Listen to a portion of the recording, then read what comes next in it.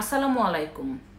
বাংলাদেশে মুক্তিযুদ্ধের ইতিহাসকে মুছে ফেলার ষড়যন্ত্র চলছে। এই ষড়যন্ত্র 2024-এর গণ অভ্যুত্থানের পর থেকে শুরু হয়েছে, যেখানে 71-কে পছন্দ করা হচ্ছে না, মুক্তিযুদ্ধের ইতিহাসকে তুচ্ছ-তাচ্ছিল্য করা হচ্ছে, যেখানে মুক্তিযুদ্ধের উপরে জুলাইকে জায়গা দিতে চাচ্ছে, যেখানে সংবিধানের উপরে জুলাইয়ের সনদকে জায়গা দিতে চাচ্ছে। ইতিমধ্যে আমরা সবাই জানি যে জুলাইয়ের সনদকে সংবিধানের উপরে জায়গা দিতে চাচ্ছে। এই ব্যাপারে বিএনপি এখন এক বিন্দুও ছাড় দিতে রাজি না। ইতিমধ্যে আপনারা সবাই জানেন যে জুলাইয়ের সনদ ঘোষণা করা হচ্ছে, কিন্তু জুলাইয়ের সনদ নিয়ে বিএনপি এবার কঠোর হয়ে বসেছে। জুলাইয়ের সনদে প্রায় 3-4টি বিষয় বিএনপি এক বিন্দুও ছাড় দিবে না, তা লিখিত আকারে বলে দিছে, যার কারণে সরকার কিন্তু এই মুহূর্তে একটা বিপাকেই পড়ে গেছে। যদিও এই সরকার পুরোপুরি যে পাকিস্তানি পন্থী এবং বাংলাদেশের মুক্তিযুদ্ধকে যে ধ্বংস করে দেওয়ার একটা পায়তারা করছে, তা কিন্তু বোঝাই যায়। এখন মূল উদ্দেশ্য হচ্ছে জুলাইয়ের সনদে কি আছে যা বিএনপি মেনে নিতে পারছে না। প্রথমতই হচ্ছে জুলাইয়ের সনদকে তারা সংবিধানের উপরে জায়গা দিতে চাচ্ছে। জুলাইয়ের সনদের ভিত্তিতেই আগামী নির্বাচন চাচ্ছে এনসিপি, জামাত, এবি পার্টি সহ অন্যান্য দল, বিএনপি এবং সমমননা দলগুলি ছাড়া। কিন্তু বিএনপি চাচ্ছে যে জুলাইয়ের সনদ কখনোই সংবিধানের উপরে জায়গা পাবে না। দ্বিতীয়ত হচ্ছে জুলাইয়ের সনদ নিয়ে আইনগতভাবে আদালতে কোনো প্রশ্ন তোলা যাবে না। এ ব্যাপারটি খুবই হাস্যকর বিষয় যে পৃথিবীতে এমন কোনো বিষয় নেই যে বিষয়ের ব্যাপারে কোনো প্রশ্ন করা যাবে না, অথচ জুলাইয়ের সনদটাকে এমনভাবে তৈরি করেছে এবং এমনভাবে তারা অঙ্গীকার করতে চাচ্ছে যে জুলাইয়ের সনদ নিয়ে ভবিষ্যতে আদালতে কোনো প্রশ্ন করা যাবে না। মানে জুলাইয়ের সনদ নিয়ে যা হয়েছে এবং জুলাইয়ের সনদে যা যা বলা হয়েছে সব সত্য এবং সব ঠিক।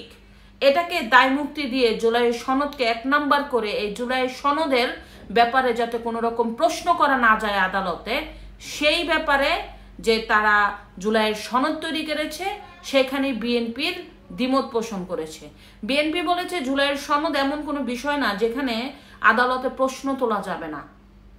এটা হচ্ছে দ্বিতীয়ত। তৃতীয়ত হচ্ছে জুলাইয়ের সনদের অঙ্গীকারনামায় কোথাও 52, 69-এর গণ অভ্যুত্থান এবং 90-এর গণ অভ্যুত্থানের সম্বন্ধে কোনো কিছু উল্লেখ নাই।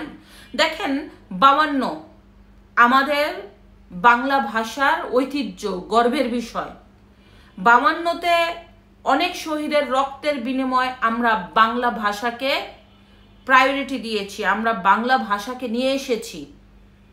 52 তো চেয়েছিল এই দেশের রাষ্ট্রভাষা হবে পাকিস্তান, কিন্তু তখন আমাদের সাহসী বীর মুক্তিযোদ্ধা এবং শহীদরা তাদের বুকের তাজা রক্ত দিয়ে বাংলাদেশে এই বাংলা ভাষাকে রাষ্ট্রভাষা হিসাবে স্বীকৃতি দেয়, অথচ সেই 52-র কোনো কথা জুলাইয়ের সনদে উল্লেখ নাই। কত বড় একটা মারাত্মক জিনিস! তারা 47-কে প্রায়োরিটি দেয়, তারা 71-কে ভুলে যেতে চায়, অথচ 52-কে তারা মুছে দিতে চায়, 52-কে তারা উল্লেখ করে না, অথচ এই 52 দিয়ে আমাদের এই বাংলা ভাষার স্বীকৃতি। যাই হোক, এই 52-কে উল্লেখ করা হয়নি, এতে বিএনপি আপত্তি পোষণ করেছে। সেই সাথে 69-এর গণ অভ্যুত্থান, এই 69-এর গণ অভ্যুত্থান না হলে কিন্তু আমরা মুক্তিযুদ্ধের দিকে এগিয়ে যেতাম না। এই 69-এর গণ অভ্যুত্থানও কিন্তু জুলাইয়ের সনদে প্রকাশ করা হয়নি। 90-এর গণ অভ্যুত্থানকে এখানে জায়গা দেওয়া হয়নি, অথচ 90-এর গণ অভ্যুত্থানের পরে কিন্তু আবার মানুষ গণতান্ত্রিক প্রথা ফিরে পেয়েছে।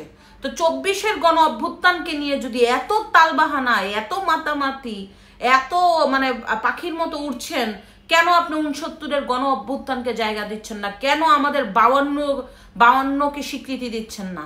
কেন 90-এর গণ অভ্যুত্থানকে আপনার এই জুলাইয়ের সনদে জায়গা দিচ্ছেন না? যদিও আমি জুলাই সনদকে কোনো রকম এর মধ্যেই দেখি না, কারণ জুলাই শুধুমাত্র একটি স্বৈরাচার পতনের গণ অভ্যুত্থান, এছাড়া আর কিছুই না। অথচ জুলাইয়ের সাথে তুলনা করা হয় মহান মুক্তিযুদ্ধকে। জুলাইয়ের উপরে স্বীকৃতি দিতে চায় সংবিধানকে, কিন্তু আপনারা দেখেন ৭২-এর পরে সংবিধান কিন্তু বহুবার সংস্কার হয়েছে। প্রেসিডেন্ট জিয়াউর রহমানের সময় সংস্কার হয়েছে, এরশাদের সময় সংস্কার হয়েছে, বেগম খালেদা জিয়ার সময় সংস্কার হয়েছে, এবং শেখ হাসিনার সময়ে কিন্তু সংস্কার করা হয়েছে। তো এইটা কোথায় ৭২-এর মতো রয়ে গেল? অথচ পুরোপুরিভাবে সংবিধানকে বাদ দিয়ে যেইভাবে একটা মহল সৃষ্টি করতে চাচ্ছে যে জুলাই সব, পারলে তো ওরা চেষ্টা করে যে জুলাই ৭১-কে পিছনে ফেলে জুলাইকেই স্বাধীনতা দিবস হিসাবে পালন করতে, এবং কেউ কেউ তো বলেই যে তাদের কাছে জুলাই বলে স্বাধীনতা আর 5ই আগস্ট বলে বিজয় দিবস। কত বড় রাজাকার এই ধরনের লোক! বাংলাদেশের মাটিতে থেকে বাংলাদেশকে অস্বীকার করে, আবার বলে আমরা আমরা ৭১ দেখি নেই। পৃথিবীর কোনো ইতিহাসে নেই যেই ইতিহাসে স্বাধীনতাকে কলঙ্কিত করা হয়। পৃথিবীর কোনো দেশের ইতিহাসে নেই যেই দেশের ইতিহাসে বিজয় দিবসকে বাদ দিয়ে একটা গণ অভ্যুত্থানের 5ই আগস্টকে বিজয় দিবস হিসাবে মূল্যায়ন করা হয়। পৃথিবীর কোনো ইতিহাসে নেই মহান মুক্তিযুদ্ধের সংবিধানকে বাদ দিয়ে নতুন একটা গণ অভ্যুত্থানের যে সনদকে স্বীকৃতি দেওয়া হয়।